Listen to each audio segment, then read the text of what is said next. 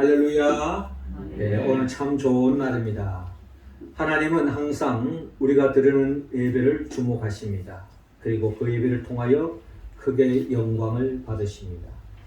하나님께는 영광이요, 우리 모두는 하나님의 그 은혜와 은총을 충만히 받아서 한 주간 우리 일상 속에서도 하나님의 나라를 침노하고 그 나라의 복을 누리고 전파하며 살아가는 복된 한 주간 우리의 믿음의 여정이 되기를 주의 이름으로 축원합니다.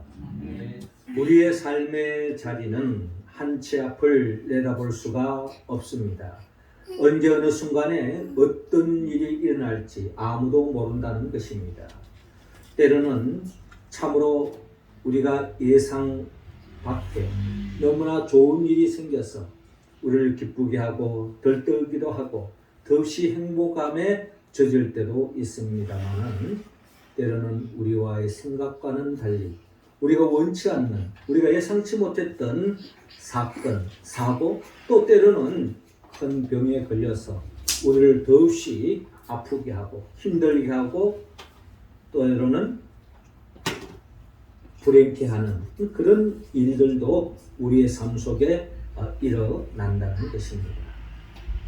오늘 성경의 본문에 보면 한 가정에 한 가족이 죽음을 당하여서 이로 인하여 온 가족이 슬픔에 잠겨 절망에 빠질 수밖에 없는 그런 처지에 있는 마르다와 마리아의 가정을 오늘 성경을 통하여 우리는 볼 수가 있습니다. 그럼에도 불구하고 이 가정이 주님으로 인하여서 절망할 수밖에 없는 그 상황 속에서도 절망하지 않고 소망 가운데 이 모든 어려운 역경을 이겨나가는 그 같은 모습을 우리가 볼 수가 있습니다. 그렇습니다. 우리의 삶의 자리에 우리가 원치는 않지만 더 없는 어려움, 고통으로 인하여서 절망할 수밖에 없고 좌절할 수밖에 없는 그런 처지에 놓여 있다 할지라도 우리가 주님으로 인하여 승리할 수 있는 그 모든 절망을 극복할 수 있는 그 길이 어디에 있는지, 어떻게 하면 그것을 극복하고 더 없는 우리의 삶에 어떤 상황 속에도 하나님의 나라를 침노하고 그 나라의 복을 누릴 수 있는지, 그 길을 오늘 성경의 본문을 통하여 하나님은 우리에게 가르쳐주고 있습니다. 먼저 주님은 오늘 성경 본문 3절을 통하여서 구하라고 말씀하고 있습니다. 3절 말씀 우리 같이 한번 읽어볼까요? 시작. 이에 그 너희들이 예수께 사람을 보내어 이르되 주여 보시옵소서, 사랑하시는 자가 병드는나이다. 아멘. 자, 오늘 본문 1절을 보니까 어떤 병자가 있으니 이는 마리아와 그 자매 마르다의 말 베다니에 사는 나사로라라고 말씀하고 있습니다. 한마디로 나사로가 병에 걸렸다는 겁니다. 우리가 다 바라지 않는 바람이죠. 우리는 다 건강한 삶을 살기를 원하는데 이 나사로가 병에 걸렸다는 겁니다. 그러니 그 가족 마르다와 마리아는 이로 인하여 더 없는 슬픔에 잠겼을 것입니다. 이 마르다와 마리아는 2절에 보니까 이 마리아는 향유를 죽게 붓고 머리털로 주의 발을 닦던 자요, 병든 나사로는 그의 오라버니더라라고 기록되어 있습니다.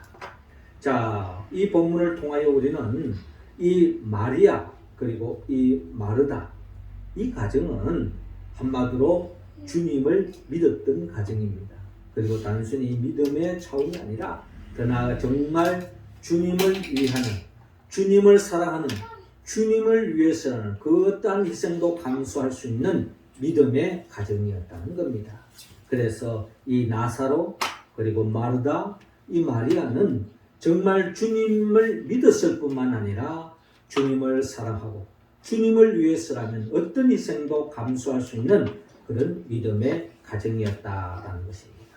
그런데 오늘 본문 3절 보니까 이에 그 너희들이 예수께 사람을 보내어 이르되 주여 보시옵소서, 사랑하시는 자가 병들은 나이다 하니라는 말씀을 통해서 이처럼 주님을 믿고 주님을 사랑하고 주님을 위해서라면 그 어떤 희생도 감수하는 이 가정에도 원치 않는 병에 걸릴 수 있다는 겁니다.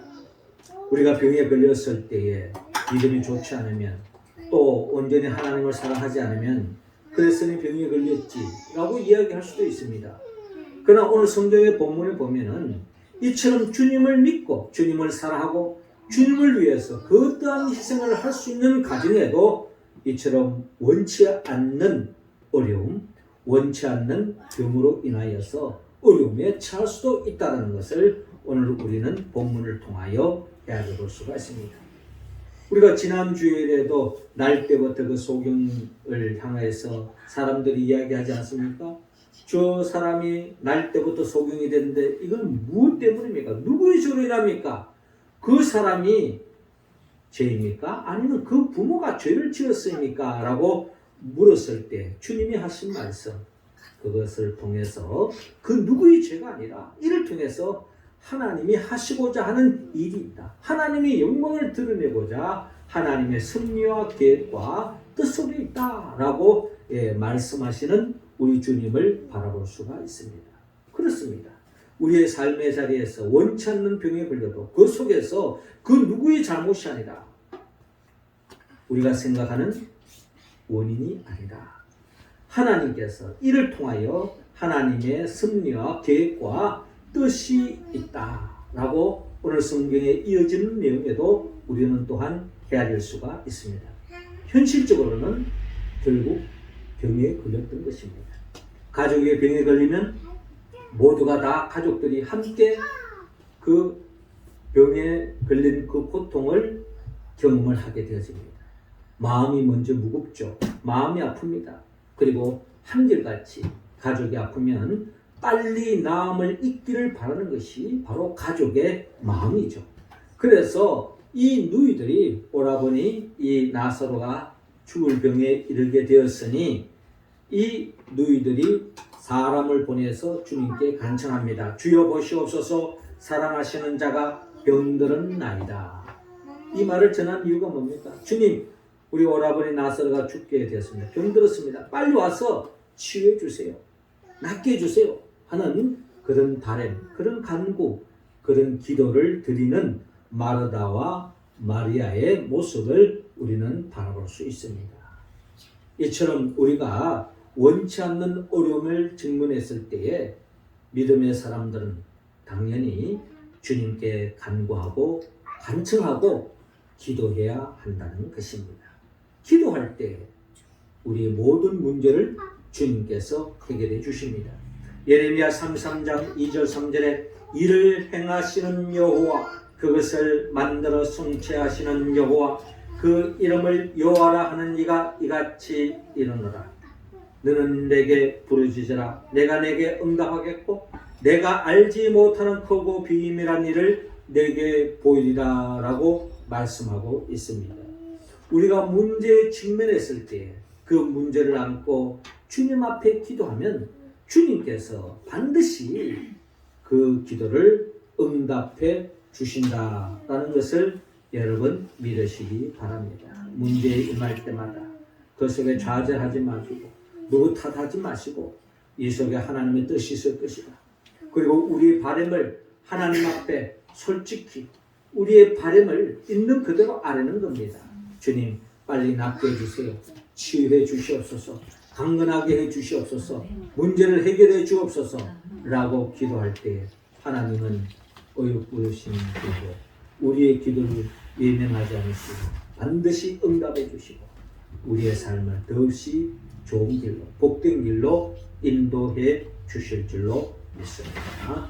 기도하여 응답받는 우리 모습 되어서 어떠한 어려움 속에 절망하지 말고 좌절하지 마시고 자포자기하지 마시고 원망하지 마시고 기도로 하나님의 나라를 열어가는 우리 모두가 되기를 주의 이름으로 축원합니다. 이어 주님은 오늘 보면 또한 27절을 통하여 주님을 믿으라고 말씀하고 있습니다. 27절 우리 같이 한번 읽어볼까요? 시작.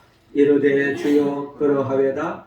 주는 그리스도시요 세상에 오시는 하나님의 아들이신 줄 내가 믿나이다. 아멘.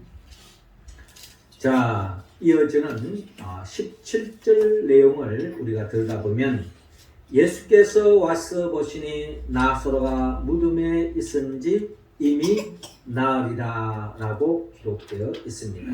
자, 이 말씀 속에 오늘 우리가 아까 읽었던 말씀 속에서 우리가 헤아릴 수 있듯이 이 마르다와 마리아가 오라버니가 죽을 병에 걸려서 사람을 보내서 빨리 와서 낫게 해달라고 간청을 했지만 주님이 그 소리를 듣자마자 즉시 달려온 게 아닙니다.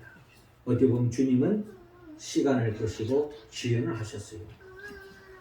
우리가 참 이해할 수 없는 부분입니다. 살아가는 사람이 지금 죽어간다는데 그걸 보고 주님께서 마치 뜸을 들이듯이 좋게 말하면 또 어찌 보면은 주님이 어떻게 이렇게 아무리 일이 중요하지만 주의 일이 중요하지만 이렇게 사랑하는 사람이 죽어간다니 그보다 더 큰 일이 어디 있겠는가 하는 입장에서 본다면 좀 다소 섭섭한 마음도 가질 수 있는 상황입니다. 그런데 주님은 일부러 시간을 연체하면서 즉각 가지 않고 시간을 갖는 것입니다.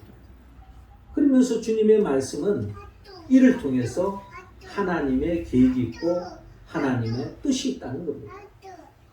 그러는 가운데에 어떤 일이 생겨났느냐? 오늘 보면 17절을 보니까 예수께서 와서 보니 자, 마침 예수님이 그런 시간을 보낸 후에 뒤늦게 오신 겁니다. 그 결과는 어떻게 됐습니까? 그 결과는 나사로가 무덤에 있은지 이미 나으리라. 이미 사람이 죽은 거예요.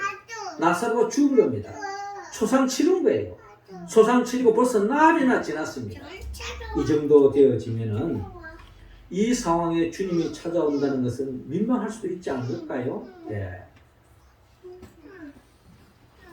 사람이 죽었다면 만사 제쳐놓고 달려가는 게 우리 사람의 인지상정인데 예수님은 벌써 날이나 지났다는 겁니다. 날이나 지나서 주님이 오신 거예요. 거기에는 주님의 특별한 섭리와 계획과 뜻이 있다는 것을 우리는 본문의 과정을 통해서 헤아릴 수가 있습니다. 그러나 현실적으로는 이미 죽었다는 것입니다.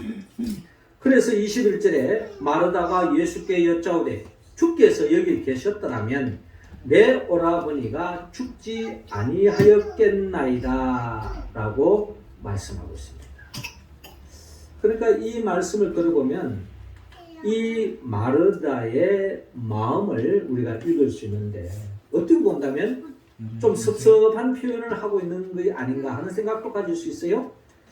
주님께서 여기 계셨더라면 빨리 오셨더라면 주님이 치유해 주실 터이고 오라버니가 병에서 나을 수 있을 터인데 그렇다면 죽지 않았을 터인데 주님이 빨리 오지 않아서 참 섭섭합니다 하는 그런 나름대로의 생각을 가질 수도 있습니다. 그런데 이어지는 본문 22절을 보면 그러나 나는 이제라도 주께서 무엇이든지 하나님께 구하시는 것을 하나님이 주시는 줄 아나이다 라고 말하고 있는 마르다의 말을 우리가 들을 수가 있습니다.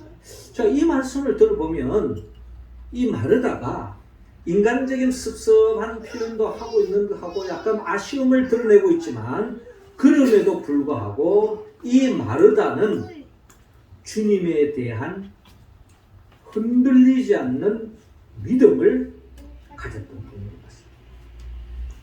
어떤 상황이 되더라.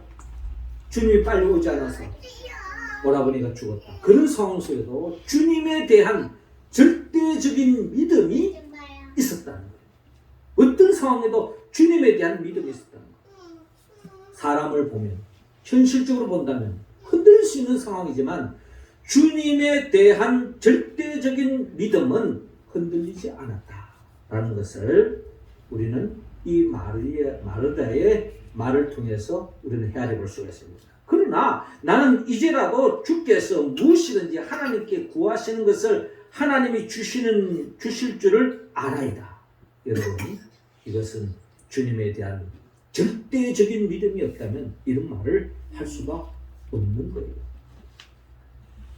그때 주님이 말씀합니다. 네 오라비가 다시 살아나리라. 주님은 이 마르다의 그 믿음을 실망시키는 분이 아닙니다. 마르다의 이 절대적인 그 믿음, 그 믿음대로 주님이 말씀하시는 거예요. 네 오라비가 다시 살아나리라. 절망하지 마라. 믿는 자에게는 절망할 필요가 없다. 믿는 자에게는 거기에는 절망할 수밖에 없는 상황에도 믿음이 있는 자는 절망을 극복할 수 있다. 왜? 우리의 믿음의 대상은 그 누가 아닙니다. 그 무엇이 아닙니다. 돈을 믿은 사람은 돈 때문에 실족할 수가 있어요. 사람을 믿은 사람은 사람 때문에 실망할 수가 있습니다. 그러나 주님을 믿는 사람은 그 절대적인 그 믿음으로 어떠한 현실도 이겨나갈 수 있다는 거예요. 그때 24절에 마르다가 이르되 마지막 날 부활 때는 다시 살아날 줄을 내가 아나이다 라고 고백합니다. 그러니까 마르다는 일반적인 이야기를 또 하는 거예요. 일반적인 이야기라는 말은 뭐냐? 그렇죠. 우리가 예수를 믿고 육신의 몸으로 예수를 믿었던 사람은 비록 육신의 몸을 죽는다 할지라도 주님이 재림하여 오실 때 다 부활의 생명에 참여하는 게 당연한 거죠. 그러니까 이 마르다는 그런 나름대로의 일반적인 기독교의 중요한 이 부활의 신앙을 가지고 있었다는 것입니다.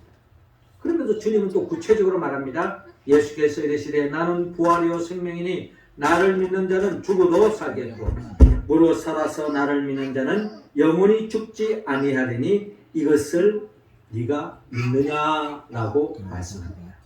자, 이 말씀의 의미가 뭡니까?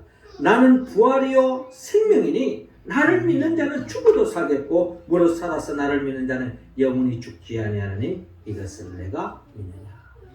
주님은 이 마르다의 이 절대적인 그 믿음에 주님은 그 믿음을 쌓아가기를 원합니다. 주님의 원하는 믿음이 뭐냐? 주님은 스스로 말하기를 나는 부활이요 생명이라고 말씀합니다. 부활이신 예수님을 믿을 때 우리는 모두 다 부활의 생명에 참여하는 거죠. 그래서 나를 믿는 자는 죽어도 살겠다는 거예요. 우리는 다 예수를 믿음으로 부활의 생명에 참여하는 것입니다. 뿐만 아니라 무릇 살아서 나를 믿는 자는 영원히 죽지 아니하리니 이것을 내가 믿느냐. 살아있는 동안에 우리가 예수 그리스도를 믿어서 육신의 몸이 죽더라도 다시 부활의 생명에 참여하지만 하나님의 관점을 본다면 우리가 예수 그리스도를 믿음으로 말미암아 우리는 이미 영원한 생명을 얻은 줄로 믿으시기 바랍니다. 우리는 영생에 잇대어 살아가는 존재입니다. 육신의 몸은 죽을 수 있어요. 그러나 다시 부활하는 겁니다. 그 하나님의 눈을 본다면 우리는 예수 그리스도를 믿음으로 영원한 생명을 얻었다는 것입니다. 이 영생을 통해서 우리는 이미 하나님의 나라의 백성이 되었고 하나님의 나라를 살아가고 있는 것입니다. 그래서 주님께서 이것을 내가 믿느냐라고 물었을 때 마르다가 이어서 대답하기를 주여 그러하여라. 주는 그리스도시요 세상에 오시는 하나님의 아들이신 줄 내가 믿나이다 라고 그렇게 고백하고 있습니다. 그렇습니다. 주님이 그리스도입니다. 우리 구원자입니다. 죽음의 문제를 해결할 수 있는 유일한 분이 바로 하나님의 아들로 이 땅에 오신 예수님입니다. 예수님만이 죽음의 문제를 해결할 수 있습니다. 우리는 죽음 앞에 모든 것을 내려놓을 수밖에 없고 죽음 앞에 모든 것을 단념할 수밖에 없고 그렇기 때문에 우리는 죽음 앞에 좌절할 수밖에 없고 절망할 수밖에 없는 것이 우리의 현실이라는 겁니다. 그러나 부활이요 생명이신 주님을 믿을 때에 우리는 우리를 좌절케 하고 우리를 절망케 하는 그 죽음까지도 이겨나갈 수 있다. 극복할 수 있다. 라는 말씀입니다. 그러기에 이 마르다와 마리아는 주는 그리스도시요 세상에 오시는 하나님의 아들이신 줄 내가 믿나이다 라고 고백하고 있는 겁니다. 여기서 말하는 믿나이다, 내가 믿나이다 하는 이 말에 헬라어 원문을 보니까 페피스토카라는 말을 쓰고 있습니다. 이 말은 현재 완료 시제로 기록되어 있습니다. 완료 시제로. 그 말의 의미는 뭐냐면은 일단 한 번 믿으면 계속해서 믿는 믿음을 말하는 겁니다. 우리의 믿음은 때로는 흔들릴 때가 있습니다.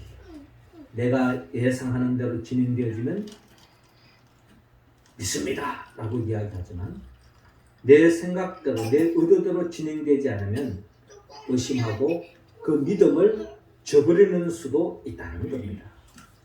그러나 여기서 말하는 마르다의 페피스토카라고 하는 내가 믿습니다 하는 이 말의 의미는 어떤 상황 속에서도 지속적으로 끝까지 믿는 믿음, 절대적인 믿음을 우리에게 이야기하고 있는 겁니다. 조금도 흔들리지 않는 어떤 상황 속에도 주님을 향한 절대적인 믿음, 이 믿음이 흔들리지 않는다. 그런 과정을 우리가 이제 다시 앞에 있는 내용을 한번 해가려 본다면 주님께서 사랑하는 자가 지금 병들은 나이다 해도 드디 오고 늦게 왔잖아요. 그럼에도 불구하고 마르다와 마리아가 주님에 대해서 뭐 원망하거나 불평하거나 왜 늦게 와가지고 왜 이렇게 됐습니다 하고 하는 이런 투정이 아니라 주님의 뜻이 있구나, 주님의 계획이 있구나 하는 그 믿음, 주님에 대한 믿음이 흔들리지 않았다. 이것이 결국 어떤 상황 속에도 현실을, 눈에 보이는 현상을 보고 흔들리지 않고 극복해 나가는 믿음의 사람의 특징인 것을 우리는 볼 수가 있습니다. 결국 마르다와 마리아는 흔들리지 않은 주님에 대한 절대적인 믿음의 사람입니다. 우리도 이 믿음을 가져야 될 줄 믿습니다.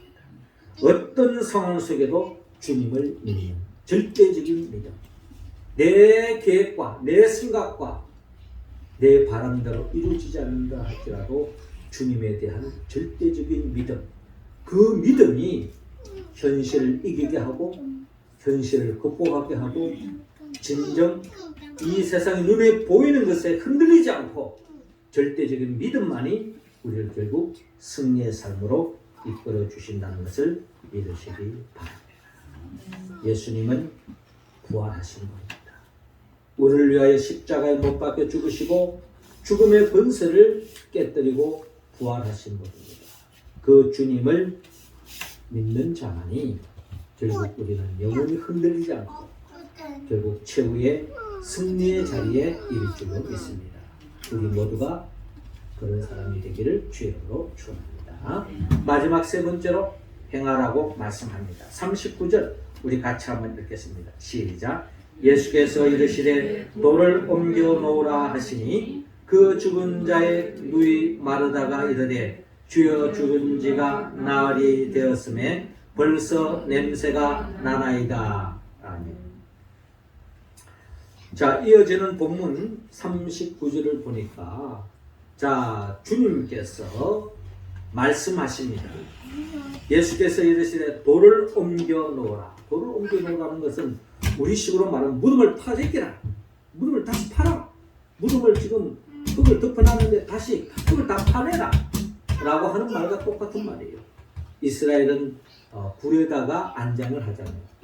불에다가 불을 타서 불에다가 시신을 안장하고 거기다 밖에다가 돌을 그 불 입구에다가 막아놓는 게 이스라엘식 무덤의 형태라는 겁니다. 그래서 주님께서 돌을 옮겨 놓으라.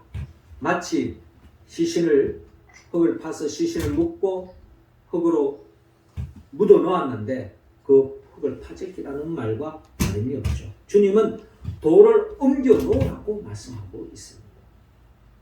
그때 죽은 자의 누이 마르다가 이르되 주여 죽은 지가 날이 되었음에 벌써 냄새가 나나이다. 네, 이 말은 뭘 이야기합니까? 한마디로 그냥 단순히 우리가 죽었다 하더라도요, 기절을 죽었다라고 표현할 때도 있습니다. 아, 기절한 거예요. 그건 알고 봤더니 기절해서 다시 깨어나는 수도 있잖아요. 그런 상황이 아니라 지금 죽은 지 날이나 지나서 냄새가 난다는 말은 육체적으로 시신이 이미 썩어서 썩은 냄새가 나고 있는 상황을 이야기하는 겁니다. 단순히 뭐 기절했다, 졸도했다 이런 차원이 아니라는 거죠.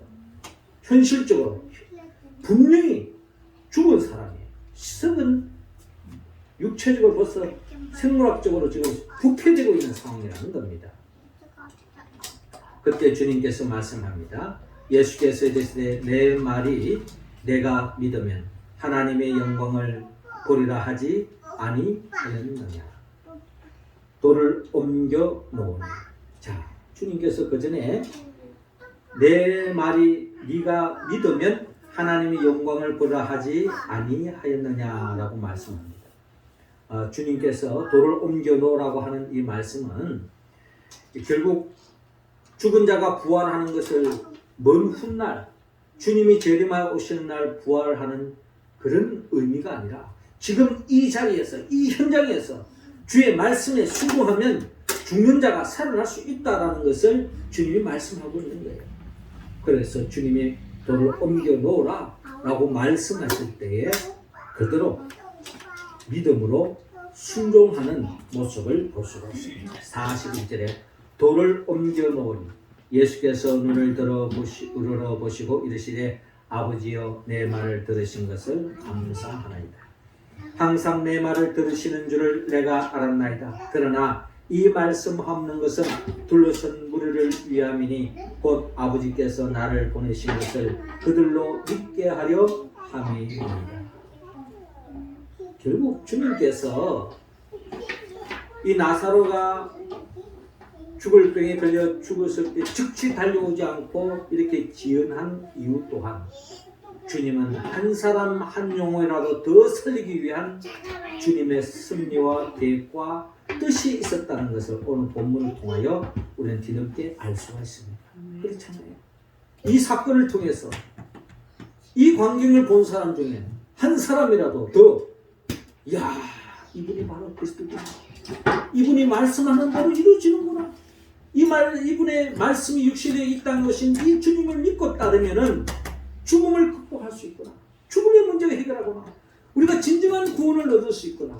한 사람이라도 더 살리고 구원하기 위한 주님의 계획과 뜻이 있었다는 것을 알 수가 있습니다. 결국 주님 말씀대로 돌을 옮기고 나사로야 나오라 명령할 때에 결국에는 어떤 일이 생겼습니까? 죽은 나사로가 다시 살아났습니다. 43절에 이 말씀을 하시고 큰 소리로 나사로야 나오라 라고 부르니 죽은 자가 수족을 배로 동인채로 나오는데 그 얼굴은 수건에 사라지더라. 예수께서 이르시되 풀어놓아 다니게 하라 하시니라 라고 말씀하고 있습니다. 한마디로 죽은 자가 살아나는 놀라운 역사가 일어나는 것을 볼 수가 있습니다. 어떻게 죽은 나사로가 살아날 수 있습니까? 주님의 말씀에 순종했기 때문에. 믿음은 순종에 통해서 완성되어집니다. 말로는 주님을 믿는다 하지만 주님의 말씀을 온전히 믿지 않고 행하지 않은 믿음은 잘못된, 건강하지 않는 믿음이고 그것은 주님이 원하는 믿음이 아니다. 믿음은 반드시 행함으로 이어져야 합니다. 너를 옮겨 놓으라 라고 명령하십니다. 믿음으로 옮겨 놓았더니 순종했더니 결국에는 주님의 영광을 보게 되어지고 죽은 자가 살아나는 역사가 일어나는 것을 볼 수가 있습니다. 야고보 선지자는 우리에게 말을 하기를, 야고보서를 통하여 행함이 없는 믿음은 죽은 믿음이라고 말씀하지 않습니까? 우리가 주님을 절대적으로 믿는다면 주님의 말씀에 그대로 행동으로 옮겨야 하는 겁니다. 아무리 말씀 많이 안들 뭐가 소용이 있겠습니까? 주의 말씀을 그대로 순종으로 옮길 때에 거기에 놀라운 하나님의 영광을 볼 수 있고 하나님의 나라가 열리고 심지어 죽은 자가 다시 살아나는 놀라운 역사, 정말 상상할 수 없는 믿기지 않는 일들이 우리의 삶 속에 펼쳐지는 줄로 여러분 믿으시기 바랍니다. 우리가 잘 아는 에스겔 37장을 보면은 에스겔이 보는 그 환상 속에 마른 뼈들이 절비하게 늘지 않습니까? 그들에게 주님의 말씀을 대언하고 주님의 생기를 대언했을 때에 이 뼈들이 연락되어지고 힘줄이 붙고 근육이 붙고 큰 군대가 일어났어. 하나님의 영광을 위하여 쓰임받는 군대로 세워지는 놀라운 역사를 보여주고 있습니다.